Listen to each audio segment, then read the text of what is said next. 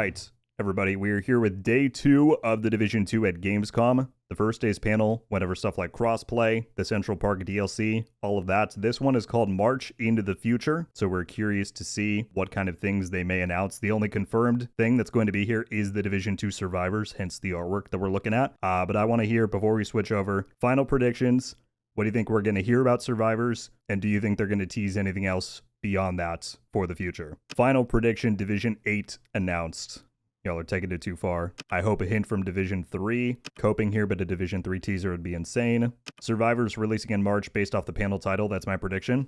I think that is a sound guess. We'll see what happens. As far as Division 3, I would just be so surprised if they gave us something here and didn't give us something back in March for the 10th anniversary. That was just so much more of a community-focused moment and event. But I hope I'm surprised. I would love to walk out of today with some Division 3 information. Division 3 won't get mentioned. I think that is probably the most likely outcome. Welcome back, agents. We're here with the second panel and final panel for this year's Gamescom for the Division 2. Few small notes before we start. Today we dropped the new season. We are aware that some issues are happening, especially the audio bug. The team is working on that, so that's going to be fixed. We are on it. And one of the things that the community loves about survival, and we're bringing with survivors, is the snow. So let's start with that. Yes, a year ago, you were here with me, Magnus, and we announced survivors to the community. So Survivors is an expansion that transforms Washington, D.C. into a wintry survival experience. It is inspired by the survival mode from Division 1, and that means that it is a more grounded and more challenging version of Division 2. You can play it either in PvE or PvP, that's your choice. We were back here at Gamescom, and of course, we didn't come empty-handed. Oh yeah, I mean, we are going to be watching the first footage of Survivors. Gameplay. So super excited about that. The final thing I want to mention is this is from captured from the editor. So it's not with all the living world, NPCs patrolling around. We're just focusing on the environment this time around. That's the sort of the setup. Okay, environmental preview. Maybe is a more accurate tag then. Let's see it. So the first thing you notice, right, is that there's a lot of snow, and as there should be. One of the things we knew when we started is that we wanted to do volumetric snow. We wanted to do deep snow, and it's really transforming the city visually, but it's not just visual, and that's super important. I have so many important and exciting things to talk about when it comes to the snow and what it does to gameplay. We'll keep most of that for later, but one thing I do want to mention is that because we're now doing volumetric thick snow, we are actually going to be having the thickness modify the movement speed. So that's another tactical consideration for you as well, because obviously the snow is not going to be the same depth everywhere. So you actually have to trudge through the snow. So the thing here, it looks like Division 1, honestly.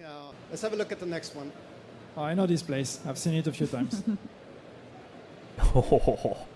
With the extra destruction on it from that concept art. And again, one thing that I mentioned in a previous stream is that we want to add more variety to the time of day and the weather compared to the survival mode from 2016. So to have more variety to the game session in terms of time of day and weather has been a big goal for us. And just to underline that thing that it's not just visual.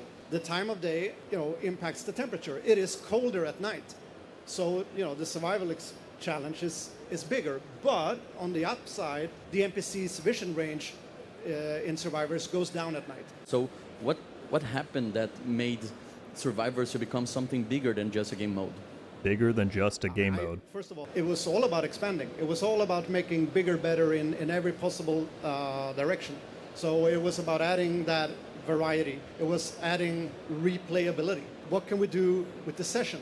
The session length. We have in survival, those of you who know it, it's kind of like you're in for this long, and it's a fairly long and a very challenging experience, and it's like you either make it or you're not. But what we wanted to do is, okay, what if I don't have 45 minutes? And so we wanted to add some more variety like that. And then there's also getting more things that shakes up the session and makes it different from session to session. If we have a look at this example here, we see a blocked path, but in another session, it might be different. So traversal options change depending on what the weather's like. Yeah, we know that players want to get your hands on this ASAP. And for some of you, it's not going to be that long until you get to test it out, because we're happy to announce that closed test sign-ups are coming later this year. So keep your eyes peeled on announcements coming up, and more information will be shared soon. And let's talk about the ETF. So for those who don't know, the ETF is our elite task force, our insider program. Are they going to reopen that works submissions? very closely with us to check things that are coming and all different aspects of the Division experience. Who was playing Division 1 around the days of 1.4? I want to show a hand. Wow. Wow. Look at that. Look at that, my people. Well, it was a shit show before, and then it got better. That's funny. A lot of closed tests, a lot of feedback rounds. You can notice how the work or the impact of the ETF in the last Dust Storm event. They helped a lot to shape, to polish, to deliver in a very good state compared to what was Cherry Blossom. So they had a huge role on helping with that specific event. And if you guys were hoping for another shot to apply for the ETF, today is your lucky day.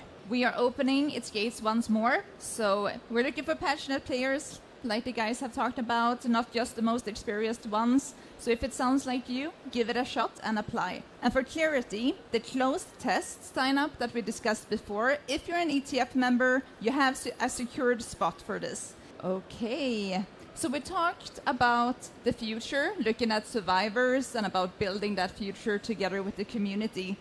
But, for that future to actually happen, the Division 2 itself needs to have a bright future. So, Yannick, how is the forecast looking? Year 9.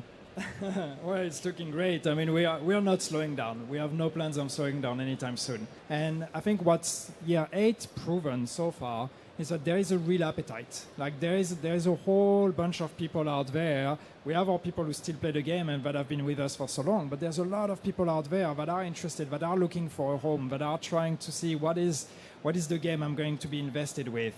So we need to be here and show them the Division and be like, well, this could be the game for you. So with that in mind, year 8 so far, pretty good. The second half of year 8 is going to be even better. And I'm very happy to tell you very confidently today that there will be a year 9 for sure. Year 9 confirmed. Division Day coming back. It's gonna happen in Whoa. 8. Yeah, as I said, we don't want to slow down. So I can't really tell you much about year 9 just yet. News will be coming. But what you can expect is you can expect the same cadence. You can expect the same level of support. You can expect the same level of ambition, the same commitment, and the same hunger from the team to succeed and to keep delivering new things for the players. We also have Division Day in this roadmap. What can you share about that? March is such an important date for the Division. As you know, this is where we've launched our games, Division 1 and Division 2. This is where we celebrate our anniversaries. We had a big anniversary celebration this year for the 10 years anniversary of the Division 1. So we really want to make that a habit, that every March you can expect that moment to share for us, to be together, to share the legacy of the Division and to just have fun and be together. So yes, there will be a big celebration, and this is also where we are going to be ready to reveal more about year 9. They're obsessed with that snow. It's because people hounded them for it for 10 years. But yeah, it was a lot about the snow. There we go, people. That was the day 2 panel. What do we think? I see a lot of people already saying no Division 3. I tried to tell you. I was going to be very surprised if they brought it up. A whole lot of nothing. Division 3 no time soon because they said Division 2 will have a year 9. I'm glad they show the environment finally. They just told us what we already know. Yeah, I think as far as how much could have been said about survivors is pretty on the low end. I mean, it was great to see those visual examples, to see what's possible with the volumetric snow, changing pathways, all that stuff. But again, they did announce it a year ago. And I think this is probably another case of they just announced it too early. I think when they announced it, they were very, very, very early on it, which they did say at the time.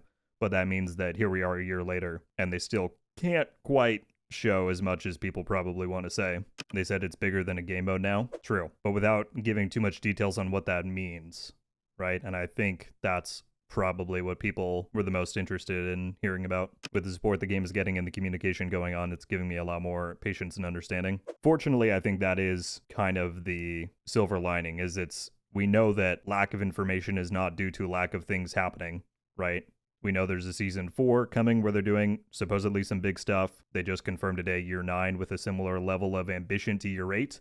Does that mean another incursion? Does that mean another DLC? We'll see. And then we know that Division 3 is being worked on somewhere in the background. It does suck to wait. We've been here a long time, but hopefully as the months go on, they can just say more and more. So the highlights really were Survivor's closed test before the end of this year. They're opening up ETF signups, which I'll find a way to leave a link for that in the description. And then year 9 confirmed. Was that it? Did I miss anything? I'm ready for Div 3. We're probably still 2 to 3 years out. We always were, James. We always were. If it was 2 incursions a year, along with multiple classified assignments per season, that would be sweet. But it sounds like we will find out in March what is fully coming in year 9. They're doing a Division Day, which we've not seen since 2023. Interesting that they're bringing that verbiage back. Maybe that is the time when we actually hear about Division 3. We'll see. But that is most of everything that we have for Day 2 of Gamescom 2026 for Div 2. Oh! We just got a Ravenous! I might not be friendly. Let's go. Coming to the Division 2. Let's go! And